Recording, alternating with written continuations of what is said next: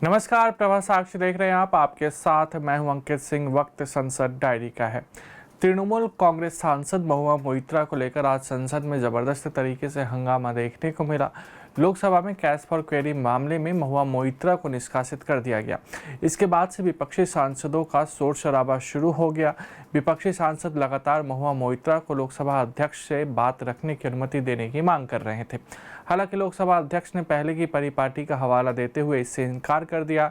गौरतलब है कि भाजपा सांसद निशिकांत दुबे ने इस मामले को मुद्दा बनाया था।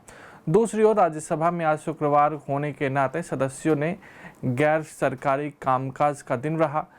राज्यसभा में सांसदों ने निजी विधेयकों पर चर्चा की। लोकसभा की कार्यवाही। तृणमूल कांग्रेस की सांसद महुआ मोइत्रा को पैसे लेकर सवाल पूछने के मामले में शुक्रवार को सदन की सदस्यता से निष्कासित कर दिया गया।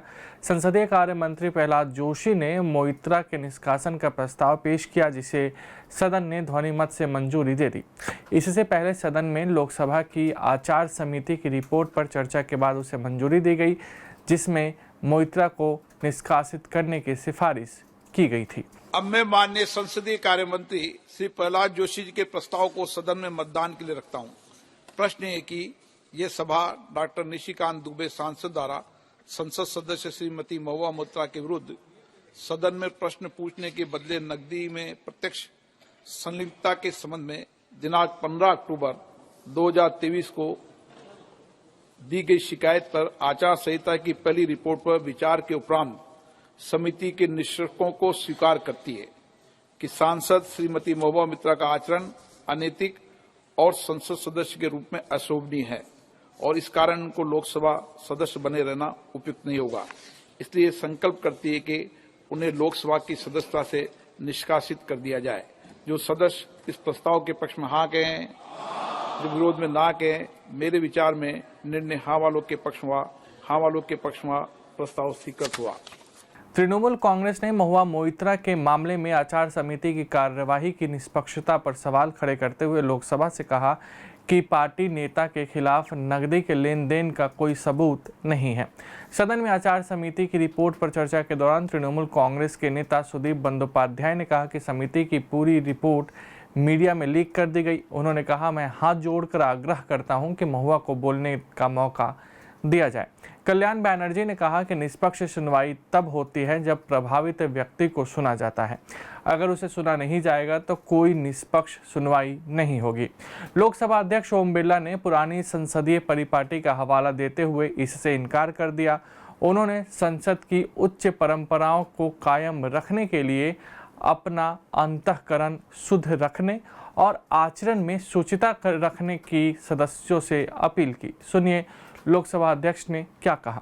पुरानी परंपराएं मेरे पास भी पड़ी हुई है, जिसका मेंशन संसदीय कार्य मंत्री जी ने भी कहा है। हमारे पूर्व अध्यक्ष माननीय सोमनाथ जी चटर्जी, प्रणब मुखर्जी यहाँ पर थे। उन सबकी रिपोर्ट पुरानी केस पर इस विषय पर हुई थी और उस पर उन्होंने अध्यक्ष ने जो परंपरा नियम या जो रूल्स देते हैं वही हमारे रूल्स नियम जाने जाते हैं। और उस समय माननीय सोमनाथ चटर्जी जी ने यहाँ पर ये कहा था कि जो माननीय सदस्य जिनके ऊपर ये आरोप लगे हैं उनको कमेटी में बोलने का पर्याप्त अवसर, पर्याप्त मौका रहता है। और मैं रिकॉर्ड रख के टेबल पे बात करता हूँ, ऑन रिकॉर्ड बात नहीं करता हूँ। मैं आप अगर डिबेट करेंगे तो मैं एक एक लाइन पढ़ के सुना दूंगा। मैं रिकॉर्ड बोलता हूँ। और यहाँ पर इस सदन में एक मिनट प्लीज, इस सदन में परंपरा रही है कि जो पुराने अध्यक्षों के जो कुछ भी परंपराएं हैं उनको नए अध्यक्ष हमेशा परंपराओं को पालन करते हैं, ये उनके होते हैं। और स्पीकर का डायरेक्शन का एक बुक है जी, पढ़ के देखो। कांग्रेस ने पैसे लेकर सवाल पूछने के आरोप में तृणमूल की सांसद महुआ मोइत्रा के खिलाफ आचार समिति के प्रतिवेदन पर शुक्रवार को लोकसभा में आनन फानन में चर्चा कराए जाने का आरोप लगाते हुए इसे प्राकृतिक न्याय के सिद्धांत का उल्लंघन करार दिया और कहा कि यदि सदस्यों को रिपोर्ट पढ़ने के लिए 3-4 दिन दे दिए गए होते तो आसमान नहीं टूट पड़ता। संसदीय कार्य मंत्री प्रहलाद जोशी ने सदन की कार्यवाही 2 बार के स्थगन के बाद दोपहर 2 बजे शुरू होते ही आचार समिति की प्रथम रिपोर्ट को चर्चा के लिए पेश किया, जिस पर कांग्रेस के नेता अधीर रंजन चौधरी ने अध्यक्ष ओम बिरला से आग्रह किया कि संबंधित रिपोर्ट को पढ़कर चर्चा करने के लिए सदस्यों को कम से कम 3 से 4 दिन का समय दिया जाना चाहिए। राज्यसभा की कार्यवाही। राज्यसभा में शुक्रवार को पंजाब में सजा पूरी कर चुके सिख कैदियों को रिहा करने और देश में समान नागरिक संहिता लागू करने की मांग उठाई गई। वहीं कम उम्र में लोगों में हृदयघात के बढ़ते मामलों पर भी चिंता जताई गई।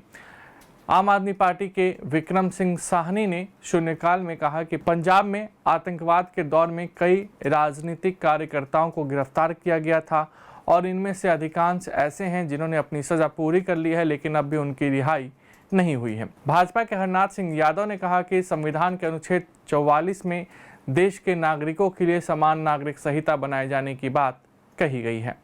रेल मंत्री अश्विनी वैष्णव ने शुक्रवार को राज्यसभा में कहा कि विभिन्न स्टेशनों और हॉल्ट पर रेलगाड़ियों का ठहराव समाप्त किए जाने का कोविड महामारी से कोई संबंध नहीं है और यह फैसला पूरी तरीके से रखरखाव और सुरक्षा से जुड़ा हुआ है। वैष्णव ने कहा कि सुरक्षा एवं अन्य जरूरतों के मद्देनजर रेल पटरियों के रखरखाव की जरूरत होती है और उसे ध्यान में रखते हुए यह कठिन फैसला लिया गया है। प्रधानमंत्री किसान सम्मान निधि योजना के तहत लाभार्थियों की संख्या में 67% कमी आने के विपक्ष के दावों को खारिज करते हुए सरकार ने शुक्रवार को राज्यसभा में कहा कि उसका प्रयास सभी पात्र किसानों को इस योजना के दायरे में लाना है। कृषि एवं कल्याण राज्य मंत्री कैलाश चौधरी ने उच्च सदन में प्रश्नकाल के दौरान पूरक सवालों के जवाब में ये जानकारी दी है। अगर आप भी लेना चाहते हैं देश दुनिया की तमाम जानकारी तो आज ही सब्सक्राइब करें हमारे चैनल को। साथ ही नीचे दिए बेल आइकन को जरूर दबाएं ताकि हर अपडेट आप तक पहुंच सके।